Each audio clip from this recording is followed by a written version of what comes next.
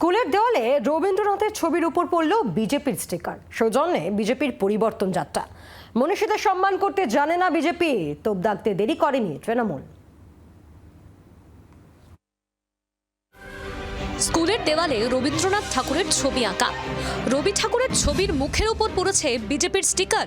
তাতে প্রধানমন্ত্রীর ছবি দিয়ে বিজেপির স্লোগান লেখা। ছবি ভাইরাল হতেই শুরু হয়েছে রাজনৈতিক বিতর্ক।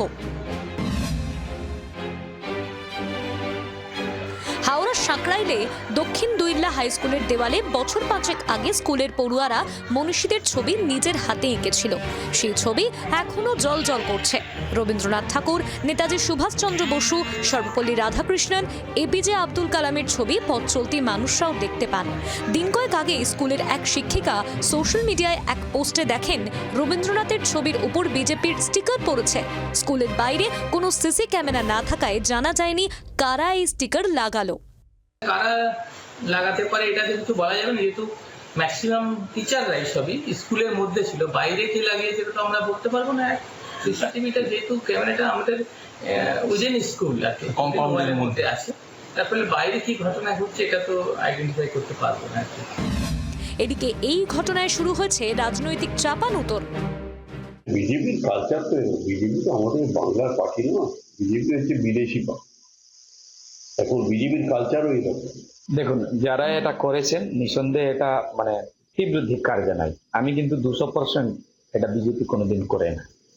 পুলিশকে উচিত যে তাদের বিরুদ্ধে অ্যাকশন নেওয়া। এটা দেখবেন পরে টিএমসি লোকেরাই পাওয়া যাবে। তারা বিজেপি যে গ্রাফ মানুষের কাছে বাড়ছে, মানুষের ভরসা প্রধানমন্ত্রীজির আমাদের বিজেপির কাছে যে বাড়ছে, সে ভয়ভীত হয়ে ম্যাটারটাকে ডাইভার্ট করার জন্য, বিজেপি ফেসকে মালাইন করার জন্য এগুলো করেছে। কেউ জেনে বুঝে করেছে।